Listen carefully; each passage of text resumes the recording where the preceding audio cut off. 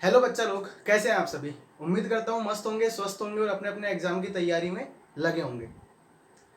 देखो, अभी एक सोशल मीडिया पे बहुत बड़ा इशू बना हुआ है। आपको सभी को पता होगा कि खान सर के लिए लग नहीं रहा था कि इतना बड़ा इशू ये बन जाएगा, लेकिन हम जैसों ने या हम जैसे और लोगों ने किसी ने इसको बहुत बड़ा इशू बना दिया है। ठीक है, इशू क्या है आपको सभी को पता होगा, मैटर क्या था क्या नहीं है। बहुत नॉर्मल सी बात है, इसको इतना बड़ा बनना नहीं चाहिए लेकिन फिर भी बना दिया गया है।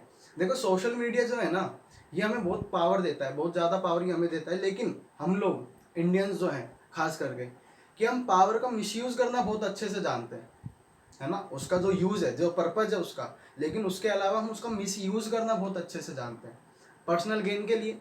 किसी ने, जैसे देखो एक एग्जांपल देता हूँ कि आपने ट्रांसफॉर्मर्स मूवी अगर देखी, उसकी सीरीज़ है, तो एक किसी पार्ट में एग्जैक्टली तो मुझे याद नहीं है, लेकिन एक पार्ट में क्या होता है, बम्बल भी जो है ना, उसका बोलने वाला जो सिस्टम होता है वो ख़राब हो जाता है। तो वो क्या करता है कि जो कार का रेडियो होता है, क्योंकि वो कार ही तो ट्रांसफॉर्म होती है, वो जो रोबोट रोबोट से बनते हैं, तो वो कार के रेडियो सिस्टम से अपनी आवाज़, मतलब अपने सेंटेंस बनाता है। जैसे किसी ने, जैसे मुझे सेंटेंस बोलना है, मैं जा रहा हूँ, है ना।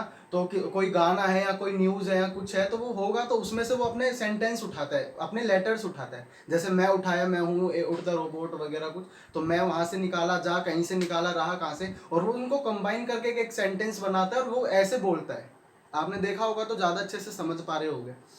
ठीक है, तो यही यहाँ पर भी होता है कि एक बंदा हजारों घंटे पढ़ा चुका है, तो उसमें से मतलब एक 30 सेकंड की क्लिप आप निकाल लो, जैसा कि हमारे राहुल गांधी जी के साथ भी ऐसा ही किया गया। ठीक है, कि क्लिप्स उठा उठाकर बंदे की बेइज्जती बेइज्जती कर डाली, खत्म ही कर डाला उसका करियर। तो यही यहाँ पर भी होता है कि क्लिप्स निकाल निकाल कर, है ना, जैसे इंस्टाग्राम रील्स पर भी होता है, हम एडिटिंग कर देते हैं, बंदा क्या बोल रहा है, सच में बोल भी रहा है कि नहीं बोल रहा, पता भी नहीं लग पाता है। तो यहाँ पर भी यही हुआ। ठीक है, कि 30 सेकंड की क्लिप निकाली, आगे पीछे का सब हटा दिया, क्या है, क्या मैटर था, क्या मजाक चल रहा था कि नहीं चल रहा था, है ना। ठीक है, लेकिन वो जैसे उसे रिप्रेजेंट किया जाता है, ठीक है, हम लोग नहीं बता पाते कि सही है कि नहीं। तो इसलिए हमें हर बात का यकीन भी नहीं करना चाहिए आजकल। क्यों, ये मतलब सही है, क्योंकि मतलब कुछ भी बनाया जा सकता है। वो आगे क्या था, क्या मैटर चल रहा था, ठीक है, मैं किसी का बोल रहा हूँ तो मतलब नहीं है तो नहीं, हटा दिया गया है कहीं से वर्ड से, तो बहुत सारी चीज़ें। तो हम ऐसे यकीन नहीं कर सकते, पहले हमें उसे देखना पड़ेगा, पहले चीज़ों का एनालाइज करना पड़ेगा कि सही है कि नहीं है। किसी ने बोला तो मान लेना गलत बात है। ठीक है, यही यहाँ पर भी हुआ है। ठीक है, जो खान सर को जानते हैं, उनसे पढ़ते हैं, जो उनके स्टूडेंट्स हैं, जो उन्हें फॉलो करते हैं, ठीक है, मैं उनसे पढ़ता हूँ तो मुझे पता है खान सर का। ठीक है, तो वो लोग ऐसी बातों पर यकीन ही नहीं करेंगे। ठीक है, ये इतने बंदा एक मेहनत करके इतनी सारा चीज़ें करा रहे हैं। ठीक है, अच्छा ये चीज़ हवा, मतलब इसको इतनी हवा कैसे मिली, मतलब ये इतना बड़ा इशू बना कैसे, मीडिया के थ्रू। आपको याद हो तो मीडिया अभी जो अपने 6 महीने पहले या साल पहले 2 बार हम लोगों ने बेरोजगारी के लिए बहुत बड़ा मुद्दा उठाया, मोदी रोजगार दो के नाम से, लेकिन कोई मीडिया चैनल आगे नहीं आया था। लेकिन इस छोटी सी बात के लिए, है ना, इस छोटी सी बात के लिए किसी यूट्यूबर के लिए वो इतना बड़ा, मतलब हर मीडिया चैनल आगे आ गए, मतलब पूरा पूरा वो सेशन रख रहे हैं इस चीज़ के लिए। ठीक है, तो क्योंकि उन्हें पता है कि मीडिया की इस समय पॉपुलैरिटी कम हो चुकी है, क्योंकि उनकी कोई क्रेडिबिलिटी नहीं है। तो और ये जो जैसे अपने प्रशांत धवन सर हो गए हैं, ठीक है, और अपने ललन टॉप चैनल हो गया है, खान सर हो गए हैं, और एक और है, मैं नाम भूल गया हूँ अभी उनका, महिपाल सिंह राठौड़ सर। ठीक है, ये लोग क्या करते हैं कि पूरा पूरा, मतलब इन्हें पूरा दिन लगता है, बहुत मेहनत की रिसर्च करते हैं सब चीज़ के बारे में, लेकिन हमें 20 से 25 मिनट का, मैक्सिमम आधे घंटे का एक वीडियो बनाते हैं। ठीक है, उसमें हमें पूरा एक्सप्लेन कर देते हैं चीज़ को, क्या मैटर है क्या नहीं है। उसमें ये नहीं कहते कि क्या सही है क्या गलत है, ये हमारे सामने फैक्ट्स रखते हैं। ठीक है, अब आपको ये सोचना है कि सही है क्या गलत है। तो यहाँ पे जो पता है मीडिया को कि उनकी जो पॉपुलैरिटी कम हो रही है, और अगर ऐसे और 2-4 लोग आ गए तो मीडिया तो मतलब खत्म ही है। तो वो लोग ऐसे लोगों को गिराने की बहुत जल्दी कोशिश करते हैं, और इतना अच्छा उन्हें अपॉर्चुनिटी मिले तो वो कैसे छोड़ सकते हैं, है ना। तो उन्होंने क्या इस चीज़ को बहुत ज़्यादा लार्ज स्केल पर चीज़ों को कर दिया है, और आजकल ट्रेंड कराना कोई बड़ी बात नहीं है। साइबर सेल्स वगैरह, मोदी जी हमारे ट्रेंड्स को ख़त्म कर देते हैं मिनटों में। ठीक है, तो ये ट्रेंड करना तो कोई बड़ी बात नहीं है, नॉर्मल सी बात है। तो इसलिए, लेकिन हमें क्या है, हमें तो नॉलेज से मतलब है। ठीक है, हम अगर किसी चैनल को फॉलो कर रहे हैं खान सर का, ठीक है, वहाँ से हमें नॉलेज मिल रही है, और हम नॉलेज को अगर चाह रहे हैं, तो हमें ये मैटर नहीं करता कि एक खान सर दे रहे हैं कि कोई हमें एक हिंदू दे रहा है कि मुस्लिम दे रहा है, क्या कास्ट कोई मैटर करती ही नहीं है। नॉलेज है जो मैटर करती है, हम नॉलेज के लिए उस चैनल को फॉलो कर रहे हैं ना। तो नॉलेज तो अभी भी हमें वही बंदा दे रहा है, वही उसी बंदे को हम नॉलेज की वजह से जानते हैं, है ना, उसकी कास्ट की वजह से नहीं जानते। तो हमें कास्ट वगैरह को छोड़कर किस चीज़ को फॉलो करना चाहिए, नॉलेज को फॉलो करना चाहिए, है ना। तो इन सब चीज़ों में ना पढ़कर फालतू की चीज़ों को ना फैलाएं, ठीक है। सामने वाले बंदा भी डिमोटिवेट होता है, वो भी जो जिस अच्छे लेवल पर चीज़ें कराने की कोशिश कर रहा है, तो नेक्स्ट टाइम हो सकता है ना कराए। हम इस चीज़ के जिम्मेदार खुद ही होंगे, है ना, इस चीज़ के जिम्मेदार हम लोग खुद ही होंगे, कोई दूसरा नहीं होगा। तो अपने लिए ही गड्ढा ना खोदें, अपने लिए ही मुसीबतें ना बढ़ाएं, ठीक है। चीज़ों को समझे क्या सही है क्या गलत है, ठीक है। ये फालतू के लोग होते हैं जो करने वाले होते हैं। जैसे अभी एक रोस्टर की अम्मा नाम से एक चैनल है, ठीक है। कभी जिंदगी में उस बंदी ने पढ़ाई नहीं की होगी, लेकिन वो खान सर के लिए बोल रही है कि ये मुस्लिम है, हिंदू है, फलाना है, ठीक है, पूजा कर रहा है, ढिमका कर रहा है। उसे खान सर के बारे में पता भी नहीं होगा। और यही लोग ऐसी बातें कर भी सकते हैं, जो उनसे पढ़ा है, जो उन्हें जानते हैं, पर्सनली जानते हैं या चैनल के थ्रू भी जानते हैं, वो उनकी मेहनत देख के यकीन कर ही नहीं सकता है और ऐसी छोटी बातों को मान भी नहीं सकता है, ठीक है। और इन्हें मानना भी नहीं चाहिए। तो इस चीज़ को छोड़ते हैं, हम आगे चलते हैं, अपने कंटिन्यू करते हैं। हम जियोमेट्री कर रहे थे चीज़ों को अपने मैथमेटिक्स में, ठीक है। जियोमेट्री में हमने ट्राइंगल कंप्लीट कर लिया था, जियोमेट्री में हमने ट्राइंगल कंप्लीट कर लिया था, ठीक है। और इसमें एक आधा कोई टॉपिक बच जाता है, टॉपिक नहीं बचता है, मेनली जो है थ्योरम्स बचती है। और वो ऐसा नहीं है कि उनके बिना हम क्वेश्चंस नहीं कर सकते हैं, बस एक वो है कि थोड़ा सा एक और हमें चीज़ें सीखने को मिलती है, तो उनको भी हम आगे देखेंगे, ठीक है। क्वेश्चंस की फॉर्म में ही हम चीज़ों को समझेंगे। लेकिन अभी हम नया टॉपिक स्टार्ट कर रहे हैं, अपना क्वाड्रिलेटरल, ठीक है। देखो ये बात मैं आपको पहले भी बता चुका हूँ, क्या बात मैं बता चुका हूँ कि अपने पास जो पॉलीगन्स होते हैं, हम पॉलीगन्स पढ़ रहे हैं, पॉलीगन्स जिन्हें हम बहुभुज भी बोलते हैं, बहुभुज क्या होते हैं, बहुभुज ये क्लोज फिगर होते हैं, मतलब कि बंद भुजाएं होती हैं, ठीक है। तो अपने पास जो सबसे छोटी बंद भुजा हो सकता है, जो सबसे कम साइड का, कम भुजाओं का जो बहुभुज हो सकता है, वो ट्राइंगल होता है। ना तो एक साइड से हम कोई पॉलीगन बना सकते हैं, ना ही दो साइड से हम कोई पॉलीगन बना सकते हैं, हम तीन भुजाओं से ही एक पॉलीगन बना सकते हैं। तो यहां से भी एक क्वेश्चन अपने पास बन सकता है कि a polygon with minimum sides, कि कम से कम भुजाओं का बहुभुज कौन सा पॉसिबल है, तो वो ट्राइंगल होगा, ठीक है। मिनिमम तीन भुजाओं से ही अपने पास एक पॉलीगन बन सकता है। इस बात को हम पहले भी बता चुके हैं और आपको पता भी होना चाहिए। अब आगे की बात कर लेते हैं। जब इसी सीक्वेंस को आगे हमने बढ़ाया, तो एक और पॉलीगन हमने बनाया जो कि चार भुजाओं से मिलकर बन रहा था, जो कि चार भुजाओं से मिलकर बन रहा था। ऐसे पॉलीगन को हमने क्या बोला, क्वाड्रिलेटरल बोला, या फिर हम इसे चतुर्भुज भी बोलते हैं हिंदी में। क्वाड मतलब कि चार होता है, या चतुर मतलब कि भी चार होता है, और भुज मतलब कि भुजाएं, ठीक है। चार भुजाओं का पॉलीगन, चार भुजाओं का बहुभुज ही क्या है, क्वाड्रिलेटरल है।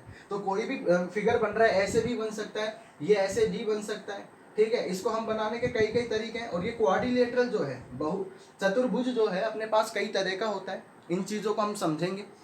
ये अपने पास क्या भी हो सकता है, देखो काफी सारे हैं, मैं लिख देता हूँ एक बार नाम, सभी को डिटेल में अलग से पढ़ेंगे। पहला अपने पास हो सकता है पैरेललोग्राम, ठीक है। दूसरा अपने पास हो सकता है रोम्बस, ठीक है। तीसरा अपने पास हो सकता है रेक्टेंगल, फोर्थ स्क्वायर अपने पास होगा, ठीक है। और फिफ्थ अपने पास होगा ट्रेपेजियम, ठीक है। तो इन सभी को हम वन बाय वन, जैसे हमने ट्रायंगल में देखा, सभी चीजों को टॉपिक वाइज टॉपिक हमने डिटेल से पढ़ा, फिर उन पर हमने क्वेश्चन बैंक के थ्रू क्वेश्चंस भी काफी सारे किए। उसी तरह से हम पहले पैरेललोग्राम को उठाएंगे, उस पर सारी चीजें समझेंगे, क्या प्रॉपर्टीज है, ठीक है। उसके बाद रोम्बस को उठाएंगे, रोम्बस की प्रॉपर्टीज समझेंगे, ठीक है। फिर उन पर क्वेश्चंस करेंगे, रेक्टेंगल, स्क्वायर, ट्रिपेजियम, इन्हें वन बाय वन हम कंप्लीट करेंगे, ठीक है। लेकिन आज जो है, हम आज क्वाड्रिलेटरल को पढ़ेंगे, मतलब एक बेसिक वीडियो कि क्वाड्रिलेटरल होता क्या है ना, क्वाड्रिलेटरल की खुद की क्या प्रॉपर्टीज है। तो बिल्कुल बेसिक चीजों पर हम बात करेंगे। तो इसको तो मैं हटा देता हूँ। तो देखो क्वाड्रिलेटरल की मैं बात कर रहा हूँ कि एक क्वाड्रिलेटरल हमारे पास कुछ इस तरह का होगा, ठीक है। ना ही ये अभी पैरेललोग्राम है, ना ही ये ट्रिपेजियम है, ना ही ये रेक्टेंगल है, ना ही ये स्क्वायर है। अभी सिर्फ और सिर्फ हम एक क्वाड्रिलेटरल की बात कर रहे हैं, एक चतुर्भुज की बात कर रहे हैं, जिसके पास सिर्फ चार भुजाएं हैं। देखो पहली प्रॉपर्टी की हम बात कर लेते हैं। पहली प्रॉपर्टी क्या होगा कि इंटीरियर एंगल का जो सम होगा, जैसे मेरे पास ए बी सी डी, ये एक ए बी सी डी मेरे पास एक क्वाड्रिलेटरल है, ठीक है। इस क्वाड्रिलेटरल में यहाँ पर चार ये एंगल बन रहे होंगे, ए बी सी और डी। तो इन चारों एंगल का जो सम होगा ना, angle A plus angle B plus angle C plus angle D, इन चारों जो एंगल का सम होगा वो कितना होगा, 360 डिग्री होगा। तो अब ये 360 डिग्री होता क्यों, इन चारों एंगल का सम 360 डिग्री होता कैसे है। जैसे हमने ट्राइंगल में समझा था कि ट्राइंगल के इंटीरियर एंगल का जो सम होता है, अंतः कोणों का जो योग होता है वो 180 डिग्री होता है, और हमने इसको प्रूफ भी किया था कि कैसे 180 डिग्री होता है। तो यहाँ पर भी हम इसे प्रूफ करेंगे। देखो एक क्वाड्रिलेटरल जो है ना वो दो ट्राइंगल से मिलकर बना हुआ है, एक ट्राइंगल और ये दूसरा ट्राइंगल, ठीक है। और हमें ये पता है कि ट्राइंगल के अंतः कोणों का योग कितना होता है, 180 डिग्री होता है। तो 180 डिग्री इनका योग होगा और 180 डिग्री ही इनका योग होगा, ठीक है। तो 180 डिग्री प्लस 180 डिग्री टोटल कितना हो जाएगा, 360 डिग्री हो जाएगा। तो हम यहाँ से ये कह सकते हैं कि किसी चतुर्भुज या क्वाड्रिलेटरल के अंतः कोणों का योग कितना होगा, 360 डिग्री होगा। अब देखो यहाँ पर ये कंफ्यूज नहीं होना है कि ये एंगल तो दो बार आ गए। देखो दो बार नहीं आए हैं, जब हमने ये वाला ट्राइंगल यूज किया तो ये वाला एंगल आया सिर्फ, और यहाँ पर ये वाला एंगल आया। जब मैंने दूसरे वाले ट्राइंगल को यूज किया ना तो ये बचा हुआ पोर्शन आया इस एंगल का, ठीक है। तो यहां से ये प्रूफ हो जाता है कि क्वाड्रिलेटरल के अंतः कोणों का योग कितना होता है, 360 डिग्री होता है। पहला पॉइंट क्लियर है, ये हमें पता होना चाहिए ये प्रॉपर्टी क्या होती है। दूसरे पॉइंट पर चलते हैं।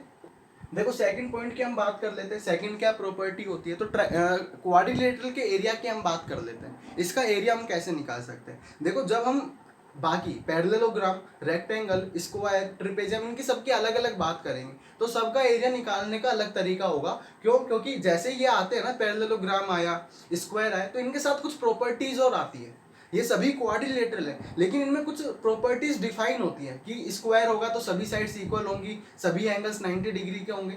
तो ये जब जैसे जैसे प्रॉपर्टीज ऐड होती जाती हैं तो चीजें सिंपल होती जाती हैं, है ना। यहाँ अपने पास ऐसा कुछ नहीं है, कोई भी एक रैंडम क्वाड्रिलेटरल है, इसका एंगल कुछ भी हो सकता है, कुछ भी इसकी लेंथ हो सकती है। तो यहाँ से ये बिल्कुल बेसिक फॉर्म है, ठीक है। तो यहाँ से इसका एरिया क्या होगा, देखो एरिया निकालने के लिए हम क्या करेंगे, हमें इस तरह की कुछ चीजें गिवन होगी कि ये अपने पास एक डायगोनल होगा। देखो डायगोनल को हिंदी में विकर्ण बोलते हैं, ठीक है। आगे हम डायगोनली वर्ड बोलेंगे, तो डायगोनल मतलब विकर्ण होता है, ठीक है। आप लोग इसे समझ लो। तो यहां पर मेरे पास कोई एक quadrilateral A B C D है जिसमें एक डायगोनल मैंने ए सी ड्रॉ किया हुआ है, ठीक है। एक एसी मैंने डायगोनल ड्रॉ किया हुआ है। मैंने जो दोनों बची हुई वर्टेक्स थी, दोनों जो सीड्स थे, ठीक है। देखो ये सीड्स होते हैं, ये जैसे क्वाड्रिलेटरल मेरे पास है तो इसमें ये चारों तो क्या है, भुजाएं हैं, साइड्स हैं क्वाड्रिलेटरल की। और ये जो चारों इंटरसेक्टिंग बिंदु हैं ये किसका काम कर रहे होंगे, वर्टेक्स का काम कर रहे होंगे, सीड्स का काम कर रहे होंगे। तो यहाँ पर कितने सीड्स हैं, 4 सीड्स हैं, 4 वर्टेक्स हैं और 4 ही यहाँ पर एंगल भी है, ठीक है। तो चतुर्भुज में सभी चीजें 4-4 हैं, त्रिभुज में 3-3 थी, ठीक है। तो यहां पर हम इसकी बात करें तो ये 2 वर्टेक्स से तो हमने क्या ड्रॉ कर दिया, डायगोनल ड्रॉ कर दिया। बची हुई 2 वर्टेक्स से हमने क्या करा, दोनों पर हमने परपेंडिकुलर डाला।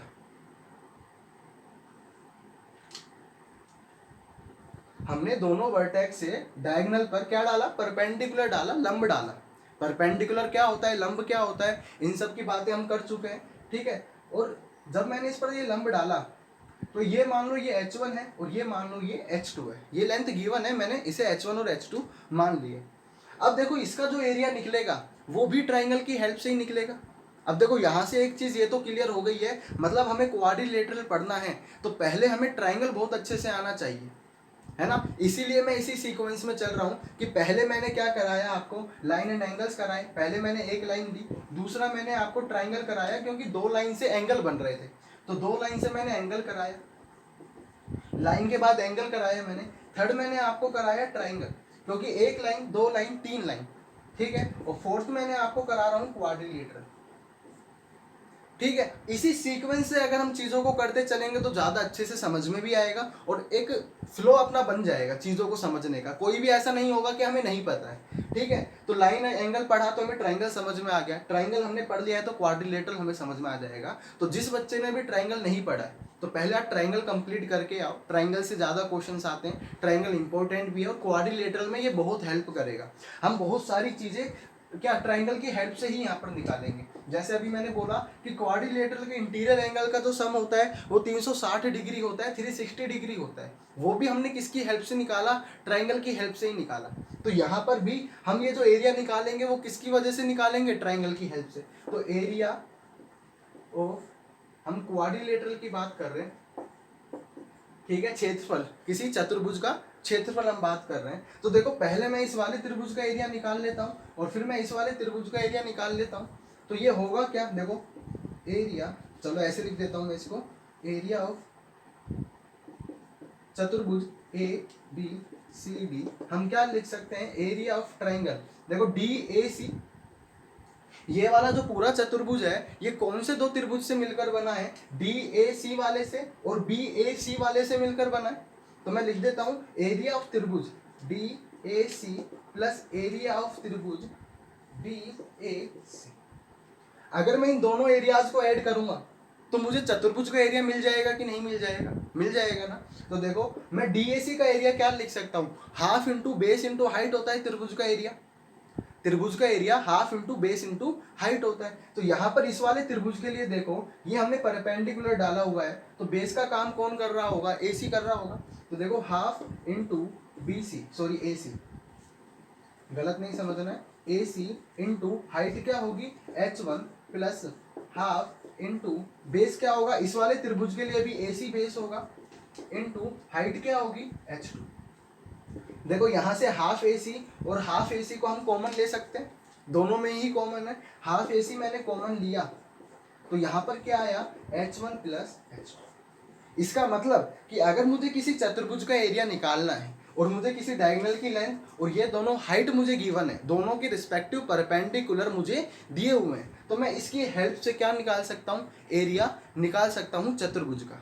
बात क्लियर है, समझ में आ गया होगा। जैसे मान लो मैं आपको एक क्वेश्चन दे देता हूँ, क्वेश्चन हम बाद में क्वेश्चन बैंक लेकर अलग से करेंगे। सपोज ये टोटल 10 सेंटीमीटर है, यहाँ से एक परपेंडिकुलर 9 सेंटीमीटर का डाला, ठीक है, और यहाँ से एक परपेंडिकुलर मैंने डाला सपोज 5 सेंटीमीटर का मैंने डाला।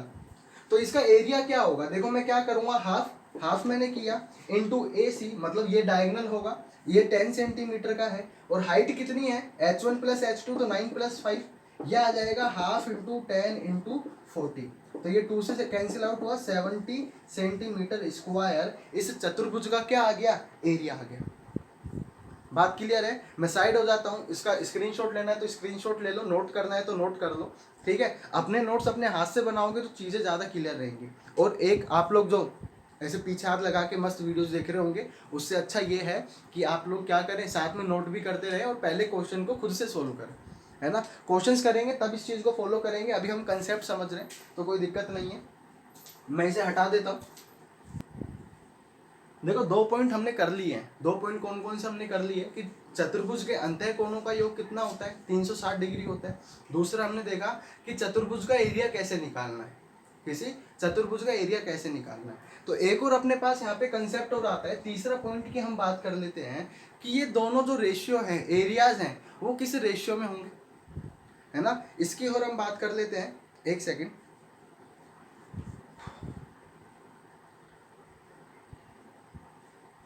देखो ये अपने पास एक चतुर्भुज है, मान लो, थोड़ा बड़ा मैं इसे बनाता हूं,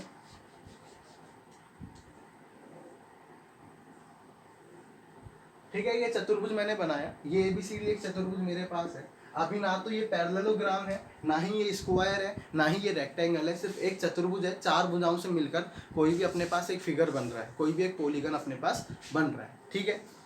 यहाँ पर ये ABCD है, मैंने क्या किया, इसके लिए एक डायगोनल बनाया अगेन, और इस डायगोनल को जब मैंने बनाया और इस पे मैंने क्या कर दिया, परपेंडिकुलर ड्रॉ कर दिया, कोई दिक्कत नहीं है, कर दिया। मान लो ये ABCD था, तो यहाँ पर ये M और N 2 पॉइंट है, ठीक है, M और N 2 पॉइंट है, ठीक है।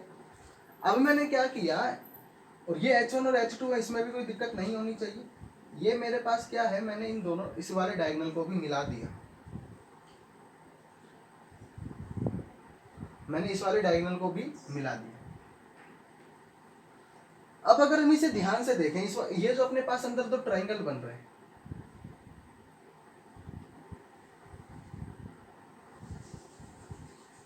ठीक है, ये जो दो ट्रायंगल मेरे पास बन रहे हैं, ये डबल डबल लाइन से घबराना नहीं है, ये समझ गए होंगे कौन सी लाइन की मैं बात कर रहा हूँ। तो ये जो दोनों अपने पास ट्रायंगल बन रहे हैं, ये दोनों सिमिलर होंगे।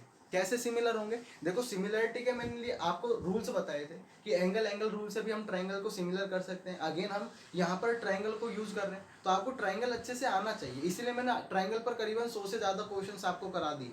ठीक है, साथ साथ कंसेप्ट के साथ साथ में, तो आप वो वीडियो ज़रूर देख लें। ठीक है, तो देखो यहाँ पर ये वर्टिकल अपोजिट एंगल से शीर्ष अभिमुख कोण से दोनों कोण क्या होंगे? बराबर होंगे। और वर्टिकल अपोजिट एंगल जब बराबर होंगे और ये दोनों 90 डिग्री के हैं, चलो यहाँ पर मैं 90 डिग्री बना देता हूँ, क्योंकि ये अगर 90 डिग्री है तो ये वाला भी 90 डिग्री होना चाहिए, तो ये भी 90 डिग्री होगा। तो देखो दोनों त्रिभुजों में, और ये इंटरसेक्टिंग पॉइंट हमारा O है, इन दोनों त्रिभुजों में एंगल एंगल रूल से मैं दोनों ट्राइंगल सिमिलर कर सकता हूं कि नहीं? कर सकते हैं। तो देखो ट्राइंगल कौन कौन सा? ट्राइंगल DOM और सिमिलर होगा ट्राइंगल BON के।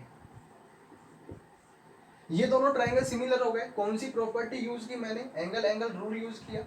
कौन कौन से एंगल? एक 90 डिग्री का है और एक वर्टिकल अपोजिट एंगल से इक्वल होगा। ठीक है, हमें पता है कि अगर ट्राइंगल सिमिलर होते हैं तो उनकी संगत भुजाओं का जो अनुपात होता है वो बराबर होता है। कोरेस्पोंडिंग जो साइड्स होती हैं वो सेम रेशियो में होती है। बात क्लियर है? तो यहाँ से जो कोरेस्पोंडिंग साइड होगी, देखो BO DO के कोरेस्पोंडिंग होगी। देखो BO DO के, तो DO रेशियो BO इक्वल होगा किसके? DM over BN। Corresponding part equal होगा। मैंने DM और BN ही क्यों लिया, OM और ON क्यों नहीं लिया? क्योंकि देखो मुझे H1 और H2 साइड के जो हाइट का जो रेशियो है वो निकालना था। ठीक है, तो DM और BN को मैं क्या लिख सकता हूँ? H1। DM क्या है? H1 है। और BN क्या है? BN H2 है। दिख रहा होगा नीचे का। ठीक है, तो H1 अपॉन H2 या फिर इस तरफ मैं लिख देता हूँ, तो ये रेशियो आया H1 अपॉन H2 को मैं क्या लिख सकता हूँ? DO upon. इस रेशियो में कोई दिक्कत नहीं होनी चाहिए कि ये रेशियो आया कैसे। ठीक है, क्योंकि ट्रायंगल में हमने ये प्रॉपर्टीज बहुत अच्छे से पढ़ी थी कि दो ट्रायंगल अगर सिमिलर होते हैं तो उनकी संगत भुजाओं का अनुपात क्या होता है? सेम होता है, सेम अनुपात में होती है भुजाएं। ठीक है, अब यहाँ से करना क्या है हमें? देखो अब इन दोनों ट्रायंगल का मैं एरिया निकालने की कोशिश करता हूँ और एरिया का मैं अनुपात निकालूंगा इस बार, क्योंकि मुझे ये वाला पहले वाला ट्रायंगल ये ADC और दूसरा वाला ट्रायंगल BAC, इन दोनों एरियाज का अनुपात जानना है। कब जानना है? अभी हम रिजल्ट पर आएंगे। तो यहाँ पर देखो कि एरिया ऑफ त्रिभुज DAC divide by area of त्रिभुज BAC। DAC वाला मैंने ट्रायंगल लिया और मैंने BAC वाला ट्रायंगल लिया, कोई दिक्कत नहीं है इसमें। तो ये इक्वल होगा, देखो एरिया क्या होता है? हाफ इंटू बेस कितना होगा? AC होगा into H1 divide by half into base AC ही होगा इंटू H2। हाफ AC से हाफ AC इस बार हम काट सकते हैं क्योंकि रेशियो में चीजें हैं, तो यहाँ से H1 अपॉन H2 क्या आया? क्या? Area of triangle DAC divide by area of triangle BAC। Clear है? और देखो यहां से अगर आप इसको देखो तो H1 अपॉन H2 को मैं क्या लिख सकता हूँ? DO अपॉन BO लिख सकता हूँ कि नहीं? तो देखो मैं इसे लिख सकता हूँ DO अपॉन B। बात क्लियर है? अब ये इस प्रॉपर्टी को हम कैसे यूज कर सकते हैं? यहां से डायरेक्ट रिजल्ट बना क्या? देखो अगर मैंने आपको ये नहीं दिया होता, मैंने परपेंडिकुलर लेंथ नहीं दी होती और अपने पास सीधा सिर्फ और सिर्फ ये होता, दो डायगोनल्स होते और वो डायगोनल्स एक इंटरसेक्टिंग पॉइंट O पर इंटरसेक्ट कर रहे होते किसी चतुर्भुज में। तो देखो जिस अनुपात में ये कर रहे हैं DO और BO, सपोज ये A है और ये B है, तो इस वाले जहां पर ये DO आ रहा है, ये वाला त्रिभुज DAC, इसका अनुपात इसके भुजा के बराबर होता है। ठीक है, तो देखो त्रिभुज DAC का एरिया रेशियो त्रिभुज BAC का एरिया DO रेशियो BO के आ रहा है, जो कि A अपॉन B। क्लियर है? इसी तरह से अगर ये मान लो ये C होता और ये D होता, तो मैं यहां से लिख सकता हूं area of triangle ADB ratio area of triangle CDB। D B, तो मैं क्या लिख सकता हूँ, इनकी कोरेस्पोंडिंग साइड क्या होगी, सी अनुपात डी।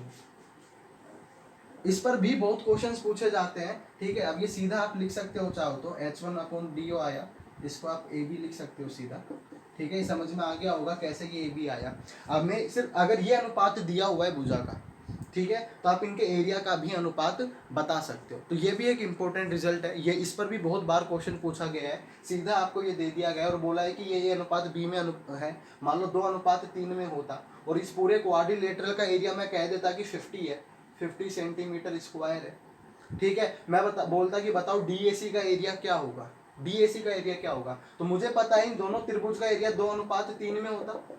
टोटल रेशियो कितना बन रहा है, 5 यूनिट का बन रहा है। 5 यूनिट की वैल्यू 50 सेंटीमीटर स्क्वायर है। मैंने रेशियो एंड प्रोपोर्शन पढ़ाया हुआ है, तो आपको ये चीज आनी चाहिए, ठीक है। अगर 5 यूनिट 50 के बराबर है तो 1 यूनिट की वैल्यू 10 आई, तो ये कितना होता, 20 सेंटीमीटर स्क्वायर होता। तो इस वाले त्रिभुज का जो एरिया आता वो कितना आता, 20 सेंटीमीटर स्क्वायर आता। तो इस प्रॉपर्टी पर भी बहुत क्वेश्चन पूछे गए हैं, इसलिए ये इंपॉर्टेंट है, ये आपको पता होना चाहिए। कैसे किया वो मेथड है, ये आपको मैं प्रूफ करा रहा हूँ, साथ साथ मैं सभी चीज़ों का प्रूफ कराऊंगा कि क्यों है, ठीक है। लेकिन काम जो हमें आएगा वो रिजल्ट आएगा, तो रिजल्ट आपको ये नोट करना है, ठीक है। ये इंपॉर्टेंट है, आपको ये पता होना चाहिए। तो स्क्रीनशॉट ले लीजिए, ठीक है, और नोट कर लीजिए अगर नोट करना है तो। और ये रिजल्ट याद होने चाहिए हमें, ठीक है। हम 3 4 5 ऐसे रिजल्ट्स पढ़ेंगे जो हमें हेल्प करेंगे।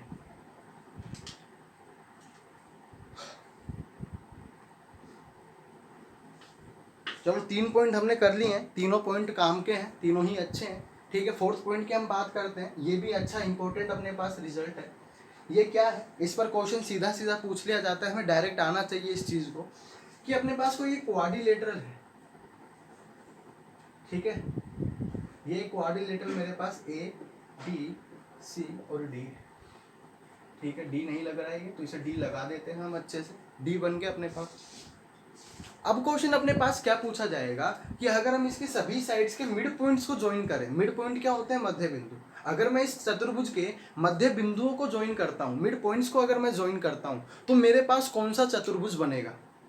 कौन सा चतुर्भुज मतलब कौन सा क्वाड्रिलेटरल, मैंने अभी आपको बताए थे अपने पास कौन कौन से क्वाड्रिलेटरल हो सकते हैं। पैरेललोग्राम हो सकता है, रोम्बस हो सकता है, रोम्बस को हम समांतर समचतुर्भुज बोलते हैं, पैरेललोग्राम को हम समांतर चतुर्भुज बोलते हैं, रेक्टेंगल अपने पास हो सकता है, आयत जिसे हम बोलते हैं, और स्क्वायर हो सकता है जिसे हम वर्ग बोलते हैं, और अपने पास ट्रेपेजियम हो सकता है, ठीक है। तो यहाँ पर कौन सा बनेगा, अगर मैं इनकी भुजाओं के मध्य बिंदुओं को ज्वाइन करता हूँ तो, ठीक है। इसको ज्वाइन किया, इसको ज्वाइन किया, इसको ज्वाइन किया और इसको ज्वाइन किया, ये जो मेरे पास चतुर्भुज बना, ठीक है,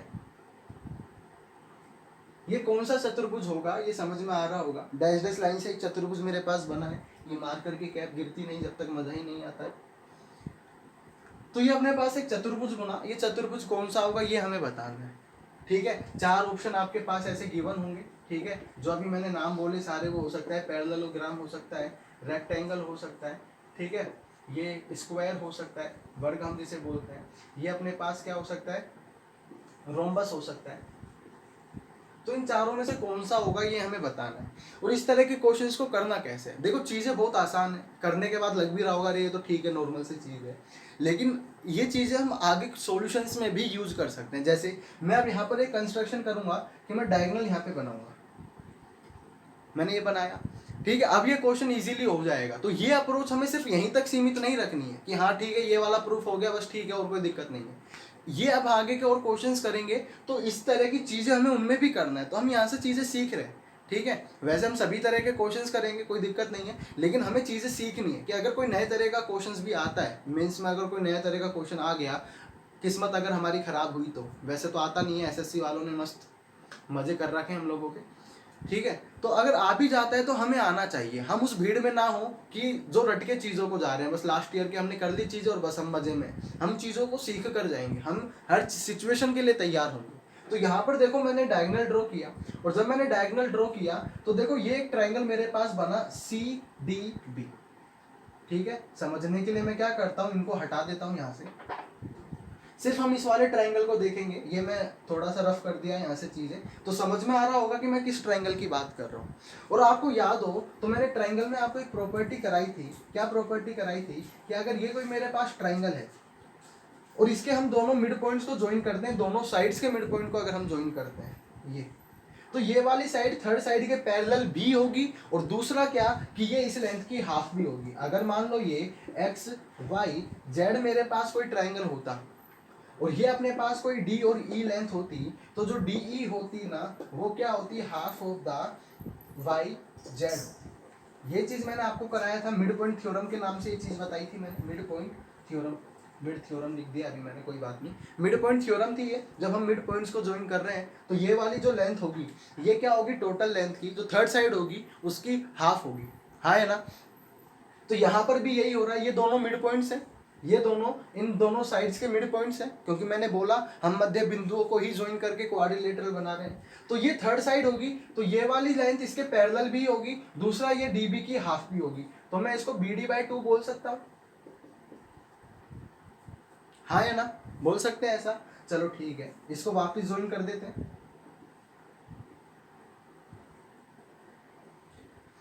अब अगर मैं इस वाले ट्रायंगल को देखता हूं, इस बार यहां से रफ करते हैं हम चीजों को।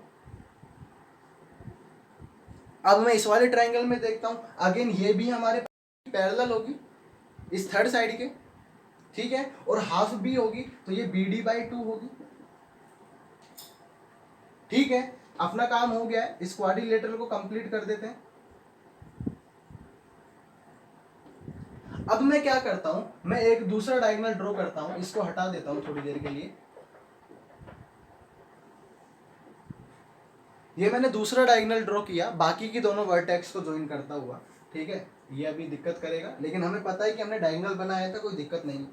अब यहाँ पर ये दोनों भी मिड पॉइंट्स होंगे, ठीक है। ये अगर मिड पॉइंट को ज्वाइन करके बन रहा है तो ये इसके पैरेलल होगा, ये वाली साइड भी इसके पैरेलल होगी, सेम ही कंसेप्ट यूज कर रहा हूं मैं। ये वाली लेंथ इसकी हाफ होगी, तो ये AC/2 होगा, और ये भी AC/2 होगा, ठीक है। अब इन डायगोनल को हम हटा सकते हैं, कोई दिक्कत नहीं है, डायगोनल को हटाने में कोई दिक्कत नहीं है। अपने पास एक क्वाड्रिलेटरल बना, सपोज ये PQRS मेरे पास क्वाड्रिलेटरल था, ठीक है। ये PQRS अपने पास क्वाड्रिलेटरल था, तो देखो PQRS में है क्या, आमने सामने की भुजाएं पैरेलल है, आमने सामने की जो साइड है भुजाएं वो समांतर हैं, पैरेलल हैं एक दूसरे के, दूसरा लेंथ भी बराबर है। ऐसा किस में होता है, वैसे तो हम इसे नेक्स्ट में समझेंगे, लेकिन ऐसा हमारे पास पैरेललोग्राम में होता है। पैरेललोग्राम में क्या होता है, आमने सामने की भुजाएं बराबर होती हैं, ये पैरेलल भी होती हैं और आमने सामने की भुजाएं बराबर भी होती हैं, कि ये भुजा इसके पैरेलल भी होगी और इसकी की लेंथ में भी होगी, जो इसकी लेंथ होगी वही इसकी भी लेंथ होगी, ठीक है, दोनों तरफ। तो यहाँ पर ऐसा हो रहा है, इसका मतलब जब हम एक क्वाड्रिलेटरल के मध्य बिंदुओं को ज्वाइन करेंगे, जब हम क्वाड्रिलेटरल के मध्य बिंदुओं को ज्वाइन करेंगे, मिड पॉइंट्स को ज्वाइन करेंगे, तो अपने पास कौन सा फिगर बनकर आएगा, कौन सा चतुर्भुज बनेगा, समांतर चतुर्भुज बनेगा, पैरेललोग्राम बनेगा। बात क्लियर है, सिंपल सी बात थी। चलो इसी में एक और मैं चीज बताता हूँ आपको, कि अगर मान लो, चलो ये तो हमें समझ में आ गया कि पैरेलल भी होगा, भुजाएं बराबर भी होगी, ये हम चीज यूज कर लेंगे मिड पॉइंट के लिए। अगर मान लो कि ये जो डायगोनल थे,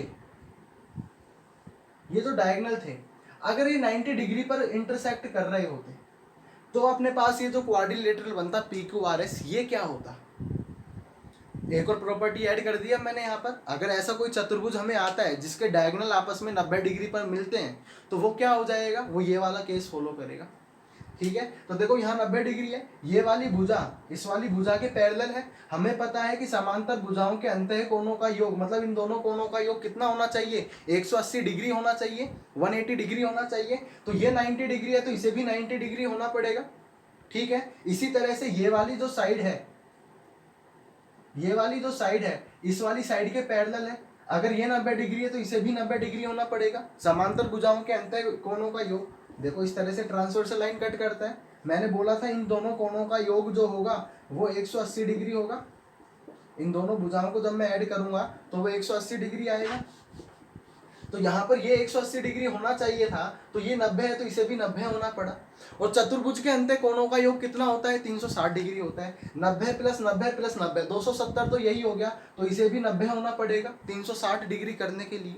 तो हमें ये समझ में आया कि ये भी 90 होगा, इसी तरह से ये भी 90 हो जाएगा, इसी तरह से ये भी 90 हो जाएगा और ये भी 90 हो जाएगा। तो अब अगर हम इसे ध्यान से देखें, अगर हम इस चतुर्भुज को पी क्यू आर एस को ध्यान से देखें तो आमने सामने की भुजाएं बराबर भी हैं, आमने सामने की भुजाएं समांतर भी हैं और इसके सभी कोणों का योग 90 डिग्री भी आ रहा है। इसका मतलब अब ये क्या होगा? रेक्टेंगल होगा। अब ये क्या होगा? ये रेक्टेंगल होगा। एक प्रॉपर्टी ऐड हुई तो एक प्रॉपर्टी इसमें भी ऐड हुई कि सभी कोण 90 डिग्री के होंगे। और ऐसा किस में होता है? आयत में होता है, रेक्टेंगल में होता है। ये बात क्लियर है? सभी को समझ में आ गया होगा ऐसा क्यों होता है, ये प्रॉपर्टी क्या है। एक लास्ट प्रॉपर्टी की और हम बात कर लेते हैं जो कि बहुत ज्यादा इंपॉर्टेंट है और बहुत यूज में भी आता है।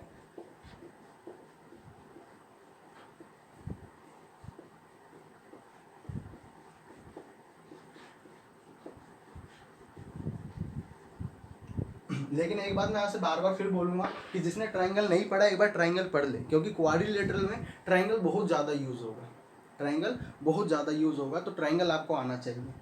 ठीक है, वैसे तो मैं प्रॉपर्टीज यहाँ बताता चलूंगा क्या है, लेकिन फिर भी एक बार चीज़ हमने खुद ने पढ़ी हो तो वो बहुत अच्छा रहता है। क्या प्रॉपर्टी है कि अगर हमारे पास एक क्वाड्रिलेटरल है,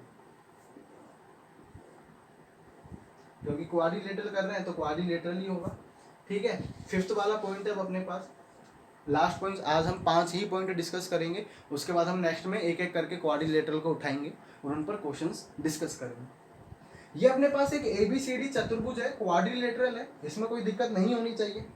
क्वाड्रिलेटरल में क्या दिक्कत होगी? नहीं, ये है। मैं कह रहा हूँ कि इसके जो डायगोनल है अगर वो 90 डिग्री पर इंटरसेक्ट कर रहे हैं, इंटरसेक्ट करने का मतलब है प्रतिच्छेद करना, तो यहाँ पर अगर ये 90 डिग्री पर इंटरसेक्ट कर रहे हैं एक दूसरे को, ठीक है, अगर एक 90 डिग्री पर करता है तो सभी 90 डिग्री पर हो जाते हैं। क्यों? क्योंकि देखो यहाँ पर ये लीनियर पेयर एंगल होगा तो इसको भी 90 होना पड़ेगा और वर्टिकल अपोजिट एंगल से इसको भी 90 होना पड़ेगा। ठीक है, तो ये फिर वापस से लीनियर पेयर लगा दो या 90 वो लगा दो वर्टिकल अपोजिट एंगल, तो सभी क्या होंगे? 90 डिग्री के होंगे। ठीक है, तो मैं लिख देता हूँ, चलो ये अपने पास इस तरह से सभी एंगल 90 डिग्री के हो जाते हैं।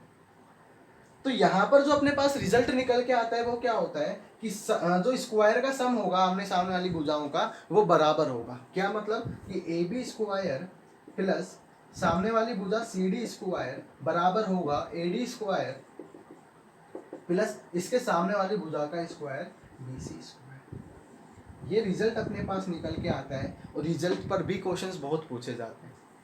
ठीक है, क्योंकि डायरेक्ट रिजल्ट्स होते हैं ना, यही जो है सेकंड्स में क्वेश्चन को सोल्व कर सकते हैं। जिसे रिजल्ट नहीं पता है वो फिर दिक्कत में आ जाता है। ठीक है, बाकी समझने वाली चीज़ें हैं, यहाँ पर भी समझ सकते हैं, लेकिन जो अगर बेसिक मेथड से करेगा यहाँ पे टाइम लगेगा तो बाकी के क्वेश्चन छूटेंगे। तो इसी तरह के क्वेश्चन आते हैं कि एटलीस्ट ये जो बेसिक रिजल्ट हैं जो बहुत ज़्यादा इंपॉर्टेंट्स हो जाते हैं उन्हें हमें पता होना चाहिए, बाकी तो हम मेथड ही समझेंगे चीज़ों का करने का। इसे मैं समझा देता हूँ ये रिजल्ट कैसे आया। चलो इसे हम इस तरफ सोल्व कर लेते हैं, ये रिजल्ट हमें लाना है, ये बात हम समझ गए, इसे हम साइड में सोल्व कर लेते हैं। देखो ये O पॉइंट पर अगर इंटरसेक्ट कर रहा था, मैं इस ट्राइंगल की बात करता हूँ AOB की, ट्राइंगल AOB की मैं बात करता हूँ। तो ट्राइंगल AOB कैसा होगा? एक राइट एंगल ट्राइंगल होगा। और राइट एंगल ट्राइंगल में क्या होता है? राइट एंगल ट्राइंगल में क्या होता है? हाइपोटेनस थ्योरम हम लगा सकते हैं, मतलब कि AB स्क्वायर यहाँ पर क्या होगा? बराबर होगा AO स्क्वायर के प्लस OB स्क्वायर।